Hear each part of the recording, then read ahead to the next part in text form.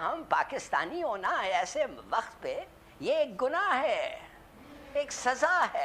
वक्त आ गया कि ये मुसद्दक मलिक साहब साढ़े कुल जहर खान वास्ते पैसे नहीं, शहबाज शरीफ ऐसी भिखारी हैं, मौलाना साहब फूक के मारेंगे मईशत ठीक हो जाएंगी। तो जहां हमारे मोदी जी जाते हैं, हमारे भारत के प्रधानमंत्री जाते हैं, सर्वप्रथम और सबसे ज्यादा प्रिय देखे जाते हैं। इंडिया की और हिंदुओं की जो हिस्ट्री है, ये कोई 1000 साल या 100 साल पुरानी नहीं है, ये हजारों साल पुरानी है। तो वो चीज़ें तो मुझे बताया कि और जब उस लैंग्वेज को लैब में भेजा गया, हमारे इस्लामाबाद में एक बहुत बड़ी लैब है, वहाँ पर भेजा गया तो उन्होंने बताया कि ये संस्कृत ज़ुबान है, इस पर ये लिखा हुआ है। ये हमारे मुल्क के अंदर, अवाम के अंदर भी ये शऊर नहीं है, फिर उसी चीज का फायदा उठाते हुए इंसानी स्मगलर्स हैं जो कि घूम रहे हैं, मौत बेच रहे हैं सर, ये इस तरह के रास्ते से अगर भेजते हैं। तो वो कहते हैं कि जब हम जाते हैं, इन्वेस्टमेंट लेके जाते हैं, हमें इतना रुलाया जाता है, इतना भगाया जाता है, इतनी कमीशनें मांगी जाती है, इतना रेड टेपिज्म है कि हम वापस आ जाते हैं, फिर आप हमारे पास भागे भागे आ जाते हैं, कुछ करें। आपको कश्मीर में पत्थरबाज दोबारा चाहिए, आपको महाराष्ट्र में अजमल कसब दोबारा चाहिए, वो फैसिलिटी मोदी जी की सरकार में आपको नहीं मिलेगा। आपके पाकिस्तान से चूटी नहीं आने देंगे हम। तो कहता हूं कि 75 साल के अफसोस करें कि आपके हुक्मरान ऐसे हैं कि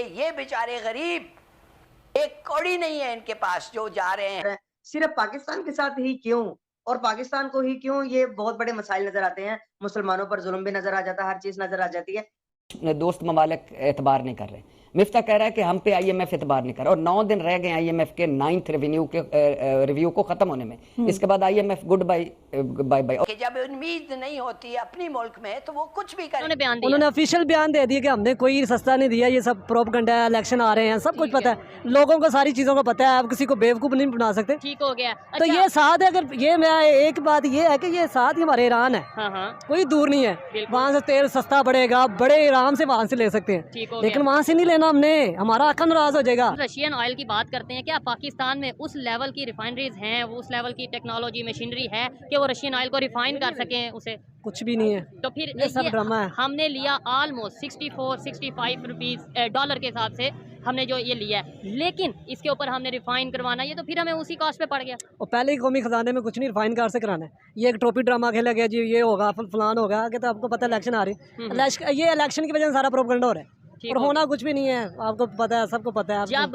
नई रशिया यूक्रेन की वार हुई थी, मैं जानना चाहता हूँ कि पब्लिक क्या सोच रखती है इस मामले में। रशिया यूक्रेन की वार स्टार्ट हुई, उस टाइम पे रशिया पे प्रेशर था कि कोई ऑयल ना ले, सैंक्शंस थी, ठीक हो गया। उस टाइम पे जिन कंट्रीज में लिया उन्हें डिस्काउंट भी मिला, रिलेशन भी बेहतर हुए, तो क्या पाकिस्तान उस टाइम पे अगर ले लेता? हाँ, उस वक्त स्टैंड लेना चाहिए था। जहाँ एक चीज़ प्रोडक्ट आपको सस्ती मिली, आपने अपने मुल्क के लिए सोचना है ना। आपने किसी को, अमेरिका को कितनी दूर खुश किया आपने, कितने यार डॉलर हमारा दहशतगर्दी के ऊपर, उसने फिर भी कहा डो मोर, ठीक है, डू मोर का बिल्कुल कहा, वो तो खुश होते ही नहीं है, उनके तो मतलब वो कहते हैं कि तबाही हो जाए, तो बर्बाद हो जाए, और उन्होंने कर दिया बर्बाद। तो हम बेवकूफ़ हैं, हमने अपने ऊपर ये इल्ज़ाम भी लिया, टेररिज्म का जो सा इल्ज़ाम अपने ऊपर ले लिया, रिलेशन अपने अफगानिस्तान से ख़राब कर लिए, आज इकानमी हमारी डाउन है, अगर कोई काम करना पड़ता है वो आपके बकौल कि हमें वो अमेरिका आका से पूछ के करना पड़ता है, तो हम बेवकूफ़ हैं, हम ये चीज़ें क्यों नहीं समझते? हम बेवकूफ़ नहीं है, हम लालची हैं, हम गुलाम हैं। बेसिकली बात ये है, सारी जो यहाँ से जो गुलामी है ना, वो इंसान को किसी काम का नहीं छोड़ती।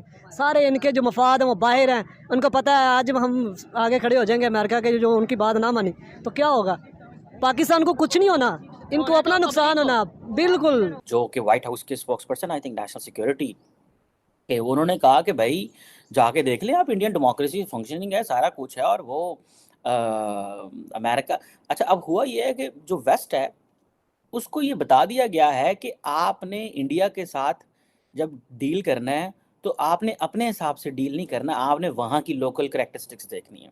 अभी रिसेंटली एक आर्टिकल आया है फॉरेन अफेयर्स में, जिसमें उन्होंने कहा कि इंडिया के साथ आपको जो है वो शेयर्ड वैल्यूज़ पे बात नहीं करनी, शेयर्ड इंटरेस्ट पे बात करनी है। सो इट मीन्स कि आज अमेरिका जो है वो इस बात पे कन्विंस हो गया कि हमें इंडिया से अपनी टर्म्स एंड कंडीशन नहीं मनवानी, बल्कि इंडिया की टर्म्स एंड कंडीशन पे वहाँ पे जाके डील करना है।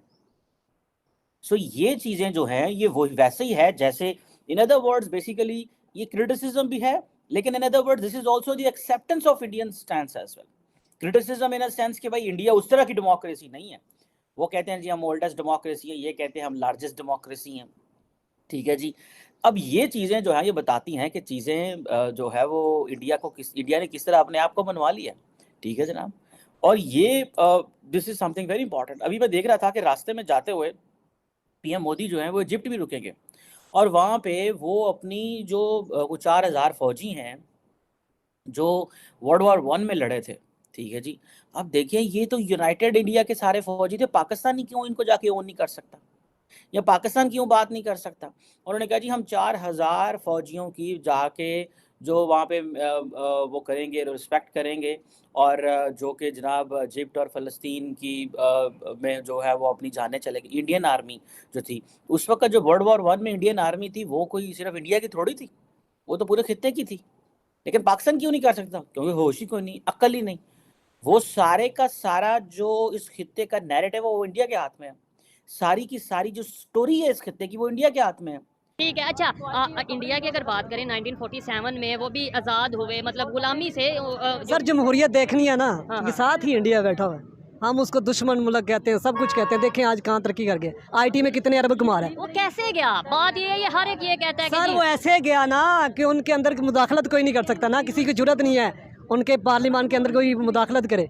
ठीक है, अब जो मैं कह रहा हूँ आप समझ जाएंगे। ठीक हो गया। हमारे यहाँ पे ये चीज़ें आ सकती हैं कि नहीं आ सकती? सर वो तब आएंगी जब ये कौम अपने पाँव पे खड़े होगी कि कहेगी कि हमने अपने फैसले खुद करने हैं। ये जब तक ये कौम के अंदर शोर नहीं आएगा, हम बटे हुए हैं सियासी पार्टी के अंदर, हम सूबों के अंदर बटे हुए हैं, जब तक ये Knowledge नहीं कौम आएगा, awareness नहीं आएगी। अवेयरनेस नहीं आएगी, जब तक हमें सही तरह, हमारा मीडिया भी ठीक तरह से नहीं बताता ये ना। भी बात है। अब ऐसे जो ही। सबसे नेगेटिव रोल है इस टाइम वो मीडिया का है। प्राइम मिनिस्टर मोदी ने जिस तरह चीज़ों को ट्रांसफॉर्म किया है, मतलब he is been an excellent statesman. उसने ये नहीं साबित किया कि मैं एक चाय वाला हूँ तो मैं मुल्क नहीं चला सकता। मतलब उसने अपना काम करके दिखा दिया। किसी को अच्छा लगे, किसी को बुरा लगे, किसी को क्या लगे, किसी को इससे क्या तकलीफ हो या किसी को खुशी हो, इससे कोई फ़र्क नहीं पड़ता। वो कहते हैं ना, success has many fathers and failure is our fun. आज मोदी कामयाब होके सब उसको ऑन करेंगे, वो नाकाम होता तो सारे कहना यार देखो यार की है। सो हमें हमें हमें ये प्रॉब्लम ये है कि हमें पता ही नहीं है हमने जाना किधर है। आप देखें कि वो जो इवेंट उसको जब इंटरनेशनल मीडिया अटेंड करेगा, कोई पाकिस्तान का ऐसा लीडर है जो हम अपनी सॉफ्ट पावर दुनिया में एक्सपोर्ट कर सकते हैं? क्रिकेट ही क्रिकेट है। हमारा क्रिकेट इतना मशहूर था कि सऊदीज़ ने इंडिया से क्रिकेट ले लिया, और उसकी वजह क्या है? आई स्पोक टू समवन, उन्होंने मुझे बताया कि द प्रॉब्लम इज़ कि आईपीएल इतना बड़ा है कि आप पाकिस्तान, और वो उनके पास इतना बिजनेस है कि आईपीएल अगर यूनाइट करेगा सऊदीज़ के साथ तो सारा बिजनेस और वो साइकिल घूमेगा।